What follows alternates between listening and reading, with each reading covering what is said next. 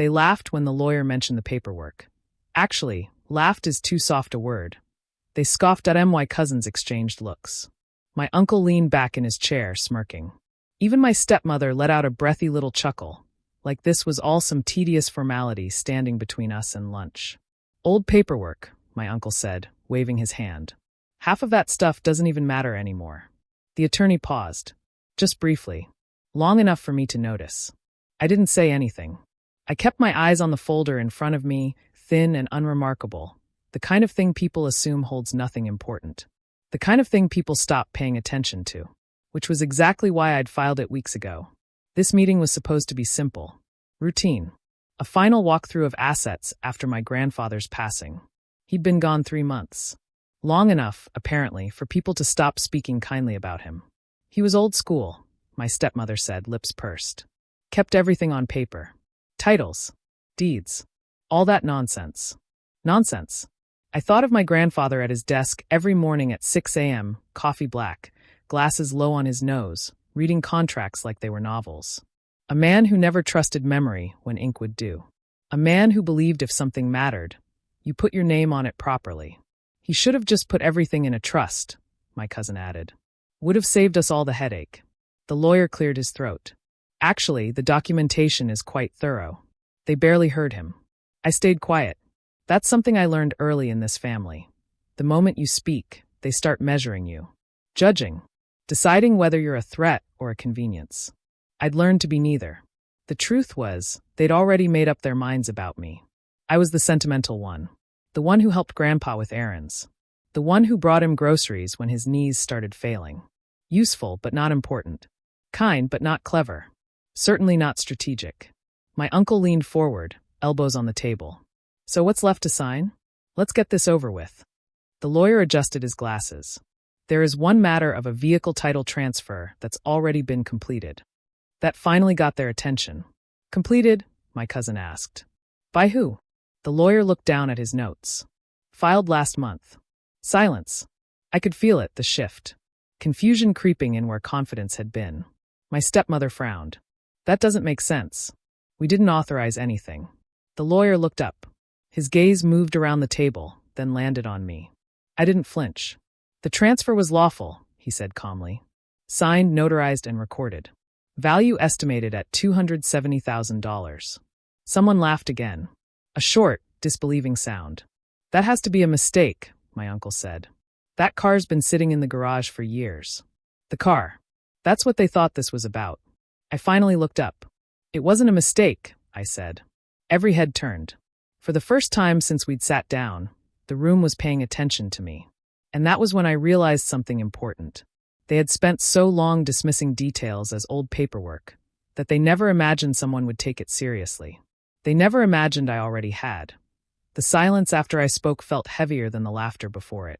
My uncle blinked at me like I'd said something in the wrong language. My cousin tilted his head, studying me with new interest, the way people do when they realize the furniture might actually be alive. What do you mean it wasn't a mistake? My stepmother asked. Her voice was calm, but I knew that tone. It was the same one she used when she thought someone was bluffing. I folded my hands on the table. I mean, the title transfer was intentional. The lawyer didn't interrupt. He didn't need to.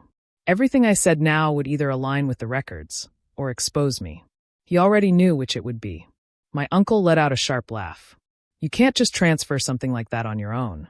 You can, I said, if your name is already on the paperwork. That was the moment their confidence cracked. Not shattered. Cracked. Just enough for doubt to leak in. That car was Grandpa's, my cousin said. Everyone knows that. Yes, I replied. It was. My stepmother narrowed her eyes. Then explain how you managed to file anything. I took a breath, slow and steady. 2 years ago, I said, when Grandpa stopped driving, he asked me to help organize his documents. Insurance renewals. Registration notices.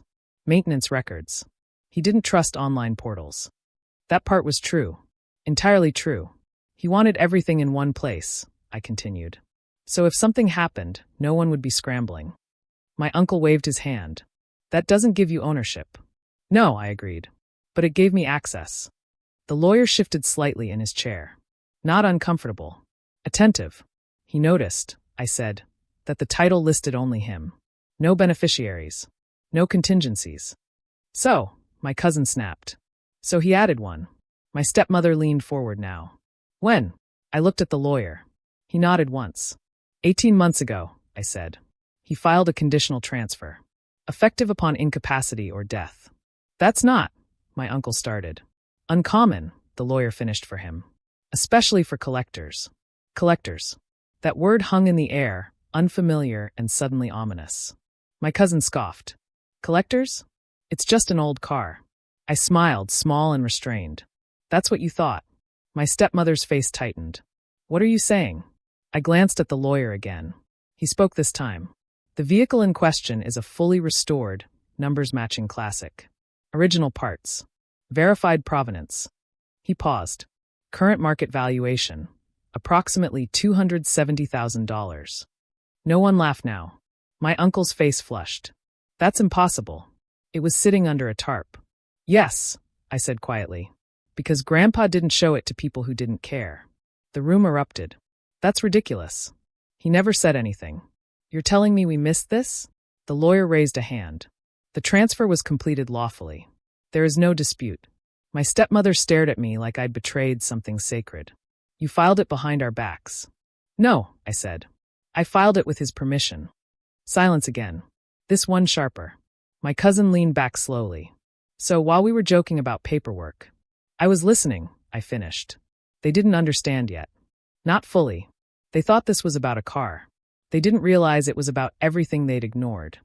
The lawyer suggested a short recess. No one objected. People needed air.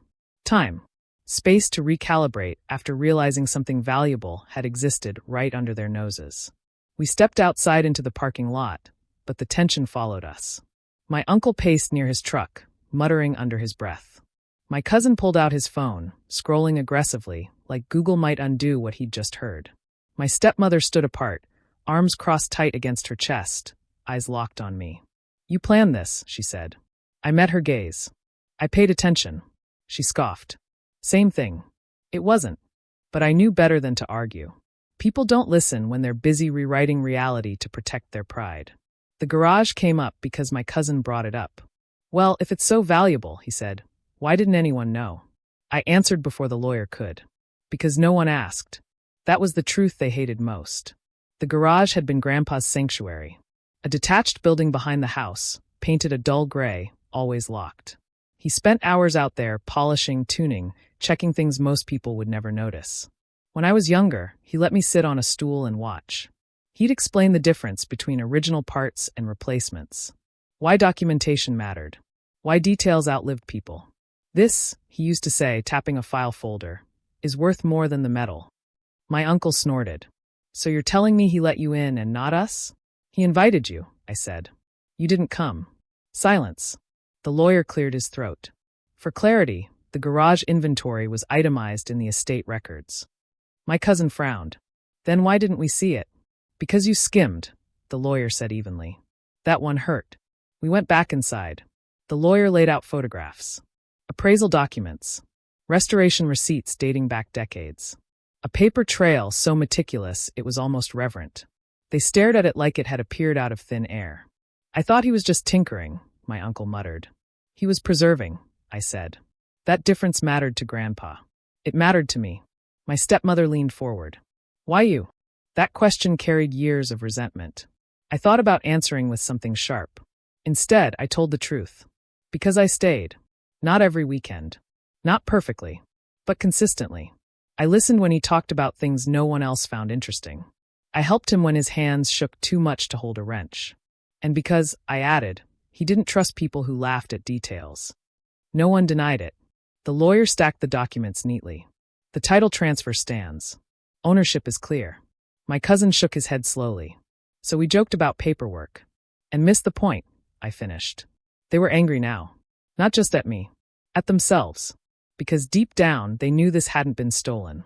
It had been ignored. Anger has a way of looking for somewhere safe to land. And in that room, I was the safest target. My uncle was the first to snap. So let me get this straight, he said, jabbing a finger toward the table. You knew this thing was worth a fortune, and you didn't say a word? I didn't raise my voice. I didn't know the final valuation until after the appraisal. That's convenient, my stepmother said coldly. I nodded once. It probably sounds that way. My cousin leaned forward, elbows on his knees. You could have told us he was planning something. I looked at him. Planning what? This, he said, gesturing wildly. Cutting us out. The lawyer interjected. No one was cut out. The estate was divided according to. But she got the prize, my uncle interrupted. Prize. Like this was a game show. I felt something tighten in my chest, but I held it back. He gave me responsibility, I said. That's not the same thing. My stepmother laughed, sharp and bitter. Responsibility worth $270,000? Yes, I replied. Because responsibility has value. The room went quiet again. They didn't like that answer. It didn't fit the story they wanted. My uncle shook his head. You always played the innocent one. Running errands. Playing helper. I was helping, I said. You were positioning yourself. That accusation hung there, ugly and loud. I thought of the nights I'd spent driving Grandpa home from doctor appointments. Of the times I'd cleaned oil-stained floors because he couldn't kneel anymore. Of the way he'd apologized every time he asked for help. If that was positioning, it had been exhausting. He asked me to, I said simply. My cousin scoffed. Sure he did. The lawyer spoke again, firmer now. There is documentation of the client's intent. Repeatedly. Over time. Of course there is, my stepmother muttered. She made sure of that.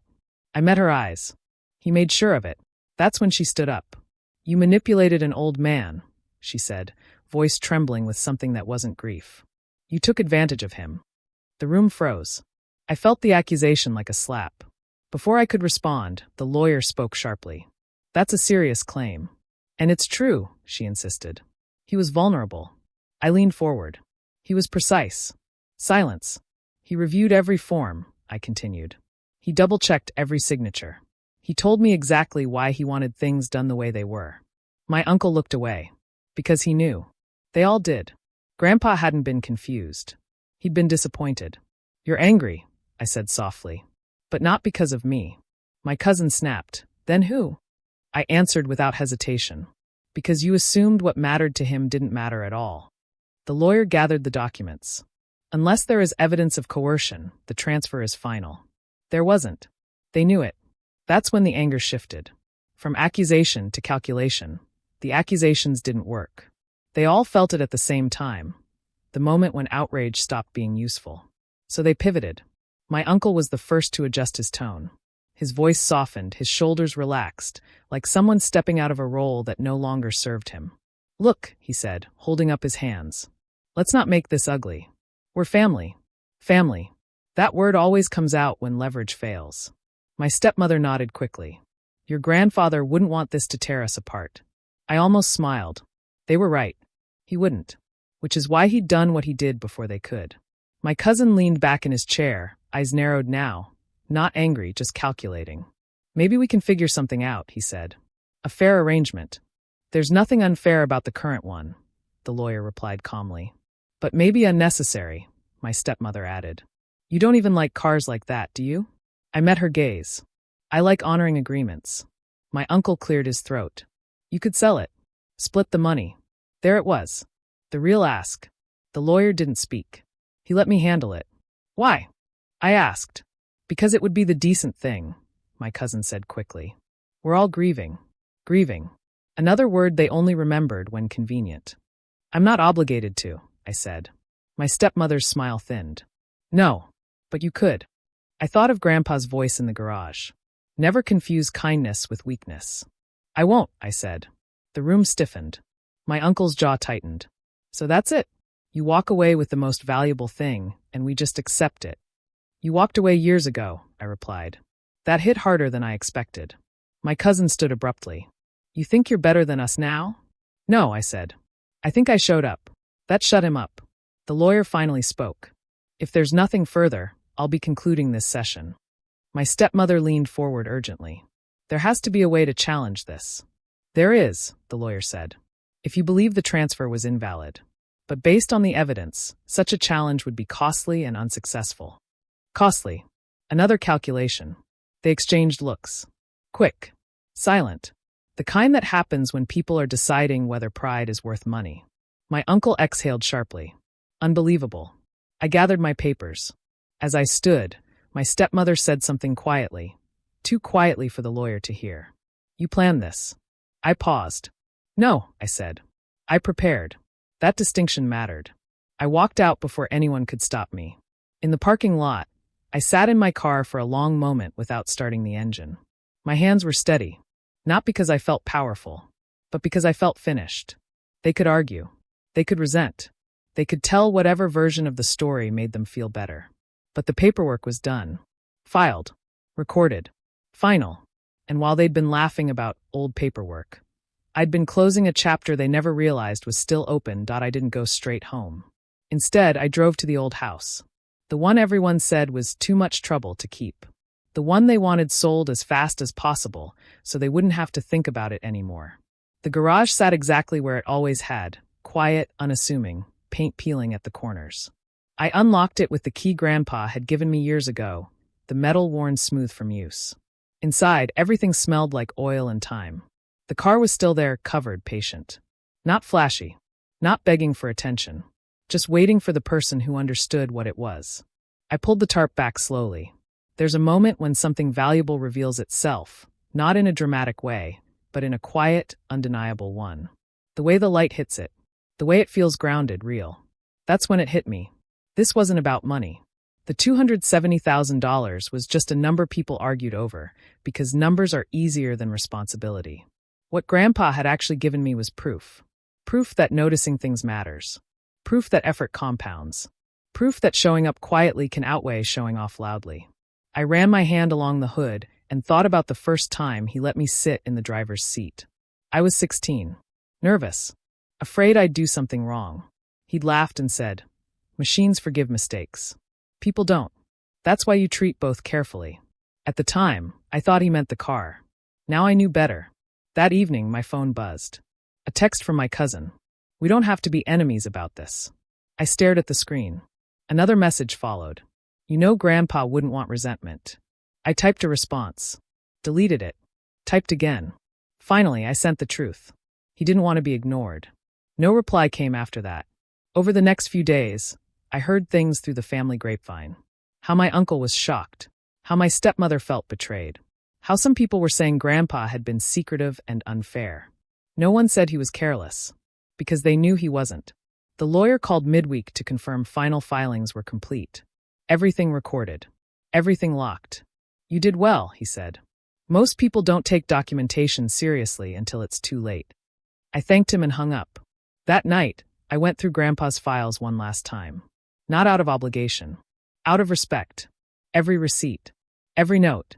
Every annotation in the margins. He hadn't just planned for inheritance. He'd planned for misunderstanding. And he'd protected me from it. That's when I realized something else. They hadn't been laughing at paperwork. They'd been laughing at the idea that details could outlast ego. They'd been laughing at patience. They'd been laughing at the kind of care that doesn't announce itself. The laughter had stopped now. And in its place was something quieter. Regret. The fallout didn't come all at once. It came in pieces. A phone call here. A rumor there. A strained conversation that ended too quickly. Silence where there used to be forced politeness. The family didn't explode. It fractured. My uncle stopped calling entirely. Not angry calls. Not pleading ones. Just nothing. The kind of silence that tries to pretend it was a choice. My cousin tried a different approach. He invited me to coffee. We sat across from each other in a place we'd both gone to as kids, back when the biggest thing between us was whose turn it was to clean the table. "I just want to understand," he said, stirring his drink too hard, "why you didn't loop us in." I watched the spoon clink against the mug. "Because every time Grandpa tried, you brushed him off." "That's not fair." "It's accurate." He frowned. "You make it sound intentional." "Neglect usually isn't," I replied. "That doesn't make it harmless." He leaned back, exhaled. "So what now?"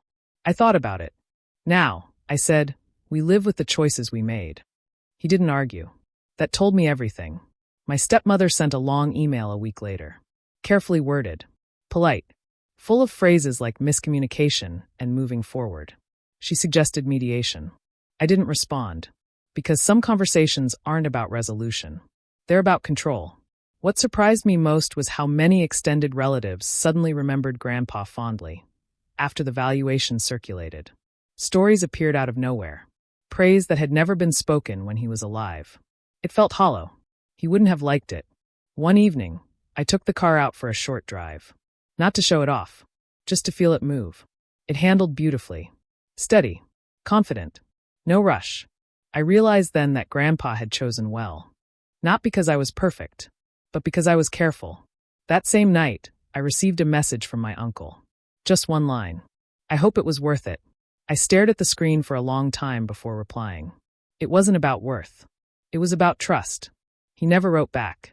And I understood something then that I hadn't during the meeting. They weren't upset because they lost something. They were upset because the story they told themselves, that details didn't matter, that effort was optional, that someone else would handle it, had been proven wrong. Publicly. Permanently. The paperwork hadn't just transferred ownership. It had transferred accountability. Time has a way of settling arguments that people can't. A few weeks after everything finalized, the noise died down. The calls slowed. The side comments stopped reaching me. People ran out of energy to stay angry when there was nothing left to fight over. That's when the truth really set in. They couldn't undo it. No appeal. No loophole. No emotional pressure disguised as concern. The paperwork had done what paperwork does best. It ended the discussion. I went back to the garage often. Not every day. Not obsessively. Just enough to remind myself that this wasn't a dream I could wake up from. One afternoon, while sorting through a drawer beneath Grandpa's workbench, I found something I hadn't seen before. A small envelope. Inside was a folded note, yellowed at the edges. If you're reading this, it means you didn't rush. That was the first line. I sat down on the stool, suddenly unable to stand. He'd written it years ago. I could tell by the ink, by the way the paper had softened with age. People who rush don't notice things. People who don't notice things miss what matters. I smiled despite myself. You never rushed me. I remembered that. How he took his time explaining things. How he let silence exist without filling it. How he never once made me feel like listening was a chore. So I didn't rush this either. That was the part that stayed with me. Because while everyone else had assumed things would sort themselves out, Grandpa had known better. He'd known that good intentions don't survive chaos. Only preparation does. Later that week, I ran into a distant relative at the grocery store. Someone who had heard the story secondhand. I heard about the car, she said, lowering her voice. People were shocked. I nodded. She hesitated. Some think you were clever. I met her eyes. I was careful. She considered that. Then nodded slowly. Your grandfather was the same way. That felt better than any apology. At night, I sometimes thought about what would have happened if I hadn't paid attention. If I'd laughed along with them. If I'd assumed paperwork was just noise. The car would have been sold for a fraction of its value. Or worse, lost in disputes. The records misplaced. The history erased.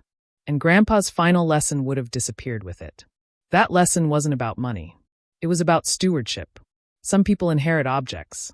Others inherit responsibility. I knew which one he'd given me. The strangest part was the peace. Not the loud kind. Not the triumphant kind. The quiet kind that comes when you know nothing was taken unfairly, and nothing needs defending anymore. They could keep their version of events. I had his. The car never left the garage. Not because I was afraid to use it. Not because I didn't understand its value. But because value, I learned, isn't always meant to be liquidated. Sometimes it's meant to be protected. People kept asking what I planned to do with it. Sell it. Show it. Cash out while the market's hot. I always gave the same answer. I'm keeping it. They didn't understand that either. But then again, they hadn't understood the paperwork. Months later, I heard through the family grapevine that my uncle had told people I got lucky. That I timed things right. That Grandpa probably didn't realize what he was doing. I didn't correct him. Because the truth didn't need defending. Every form had been signed with intention. Every document reviewed twice. Every choice made before emotions could interfere. That was Grandpa. One afternoon, I took the car out again. Just once more. Drove it slowly through the same roads he used to take, windows down, engine steady. I imagined him beside me, not speaking, just watching. The way he always did when something mattered. I parked it back in the garage, covered it carefully, and locked the door. Inside the house, I placed the note back where I'd found it. If you're reading this, it means you didn't rush. I smiled. While they laughed about old paperwork, I had listened.